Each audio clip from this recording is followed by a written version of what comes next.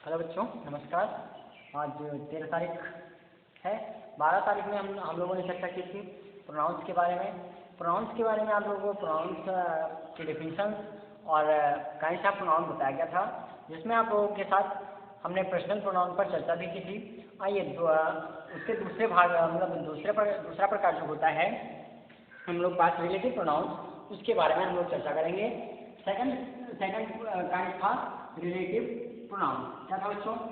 Relative pronoun.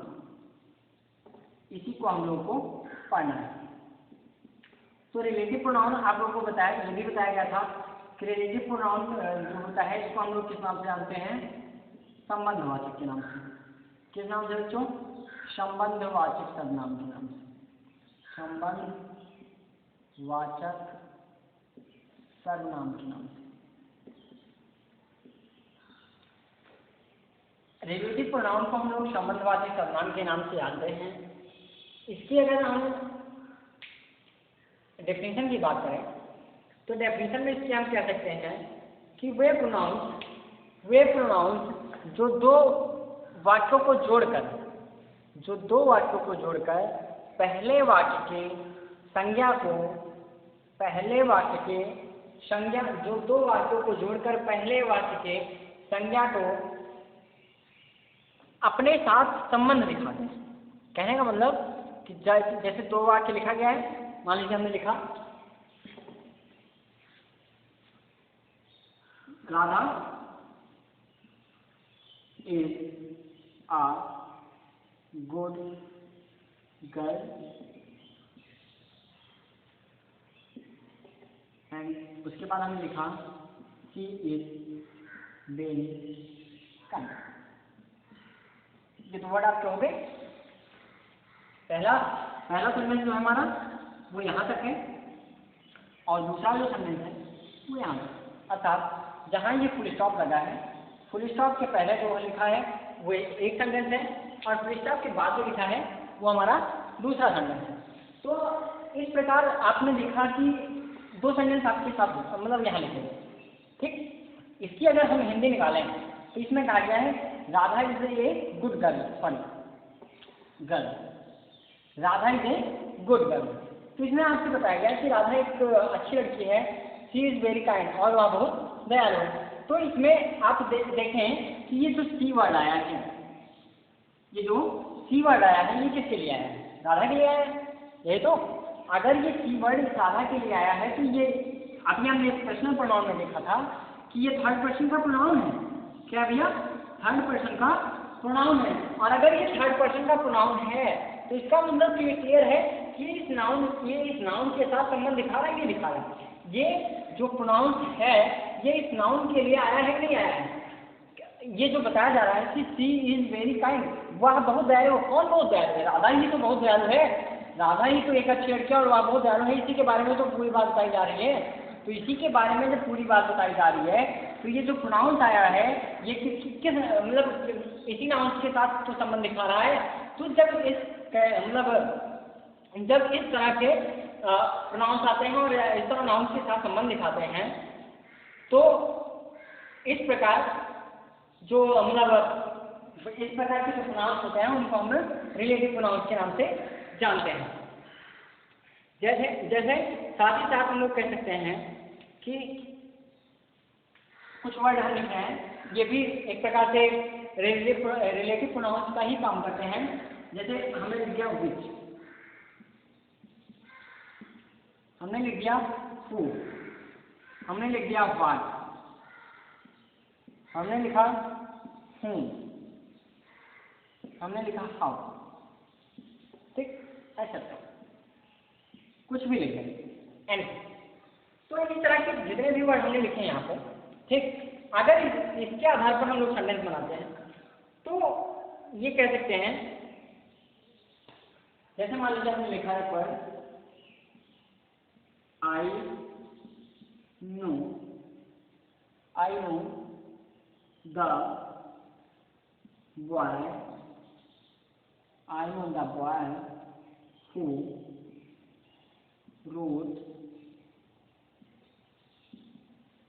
wrote this letter।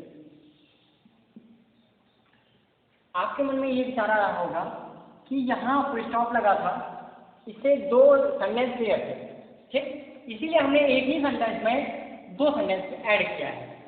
तो इस condition में अब आपको ये कंफर्म हो जाएगा कि ये जो मतलब रिलेटिव प्रोनाउंस के वर्ड होते हैं ये किस प्रकार पहले वाले सेंटेंस के नाउन्स के साथ उनका संबंध दिखाते हैं। जैसे कहा इसमें कि मैं जानता, कहा गया आई नो द बॉय, अर्थात मैं उस लड़के को जानता हूँ हु में जो रोट दिस लेटर, अर्थात इस पत्र को लिखा है, अर्थात मैं उस लड़के को जानता हूँ जिसने यह पत्र लिखा है।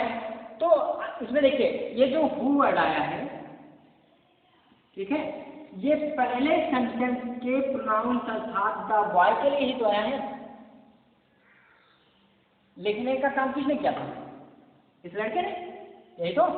अगर लिखने का पत्र लिखने का काम इस लड़के ने किया था तो हु यानी जो, ठीक, किसके लिए आया है? द बॉय के लिए।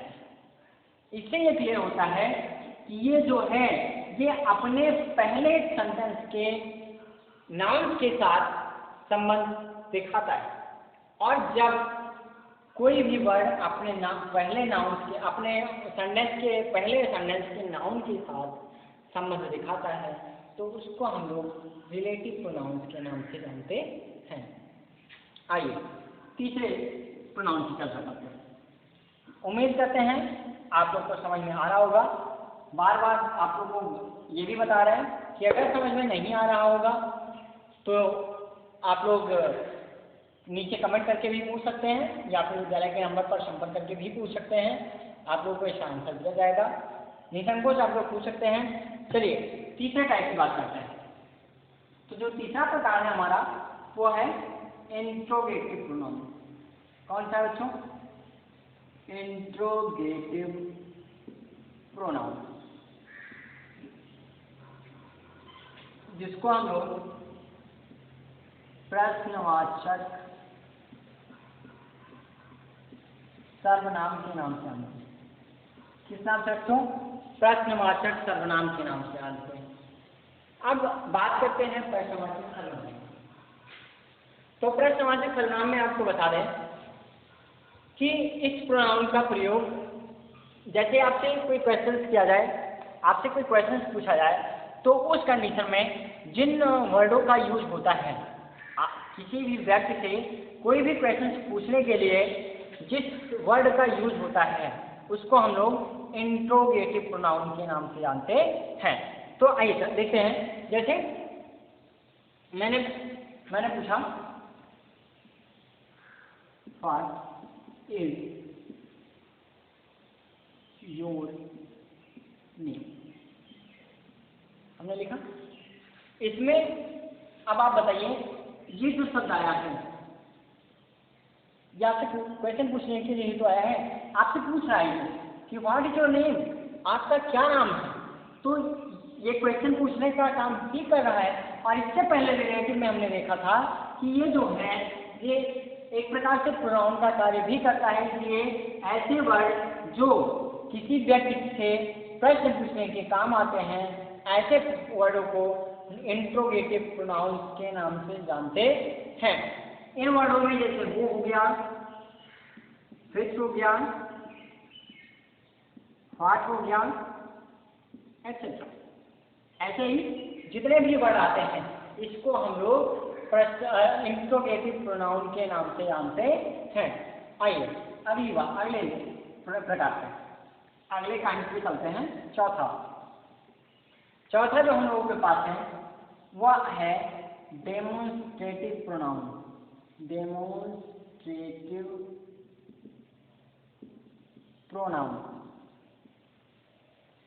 क्या है बच्चों? डेमोन्स्ट्रेटिव प्रोनाउन, इसकी बात करते हैं। इसमें आपको बताया गया था कि इसको हम लोग संकेतवाचक सर्वनाम के नाम से जानते हैं। किस नाम से बच्चों?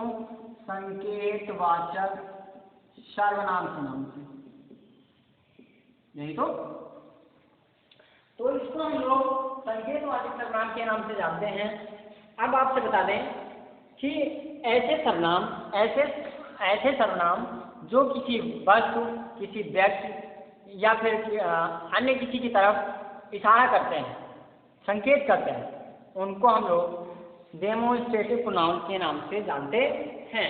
कहने का मतलब है कि ऐसे सर्वनाम जो किसी विशेष व्यक्ति, स्थान अथवा वस्तु की ओर इशारा करते हैं, डेमोन्स्ट्रेटिव प्रोनाउन कहलाते हैं।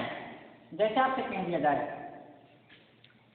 कि एक सेंटेंस लिख रहे हैं विशेष बधान से, आपसे कह दिया जाए दिस इज माई हाउस। इसकी अगर हिंदी देखें तो दिस या इसमें है, माई मीन्स मेरा, हाउस मीन्स घर, यह मेरा घर है। अब आप बताइए ये जो वर्ड आया है दिस, ये आपके घर की तरफ इशारा कर रहा है नहीं कर रहा? आपके किसी मतलब जो बच्चा इसको कह रहा है कि दिस इज माई घर, मतलब sorry this is my house, या यह मेरा घर है, क्लियर, यह मेरा घर है। तो ये जो वर्ड है उस बच्चे के घर की तरफ इशारा कर रहा है नहीं कर रहा है? तो ऐसे वर्ड जो होते हैं इनको हम लोग डेमोन्स्ट्रेटिव प्रोनाउंस के नाम से जानते हैं। जैसे क्या दिया गया, दैट आर माई पेन, वह मेरी कलम है। तो उस कलम की तरफ इशारा करके ही बच्चा बोल रहा है कि वह मेरी कलम है। इसलिए ऐसे वर्ड जो आते हैं बच्चों वो डेमोन्स्ट्रेटिव प्रोनाउन के अंतर्गत आते हैं, जिसको हम लोग संकेतवाचक सर्वनाम के नाम से जानते हैं। इसकी परिभाषा हमने आप लोगों को बताई कि जो ऐसे सर्वनाम जो किसी विशेष व्यक्ति, वस्तु अथवा स्थान की तरफ इशारा करते हैं, संकेत करते हैं, उसको हम लोग डेमोन्स्ट्रेटिव प्रोनाउन के नाम से जानते हैं। आइए अगले पे चर्चा करते हैं। अगला जो टाइप है हम लोग पास, वो होता है पांचवा प्रकार इंडेफिनिट प्रोनाउन। कौन सा है बच्चों? Indefinite pronoun.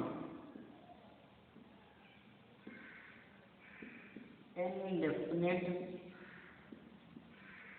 प्रोनाउन क्या है बच्चों? Indefinite pronoun. इसको हम लोग हिंदी में किसके नाम से जानते हैं? अनिश्चयवाचक सर्वनाम से। अनिश्चयवाचक सर्वनाम किस नाम से जानते हैं बच्चों? अनिश्चयवाचक सर्वनाम के नाम से जानते हैं। तो आपको बता दें कि ऐसे सर्वनाम जिनके द्वारा हमें किसी निश्चित वस्तु या व्यक्ति का बोध नहीं होता है, तो ऐसे सर्वनाम को हम इंडेफिनिट प्रोनाउन कहते हैं या अनिश्चयवाचक सर्वनाम कहते हैं। जैसे आपसे कह दिया जाए कि देखिएगा, ध्यान से देखिएगा बच्चों, जैसे आपसे कहा गया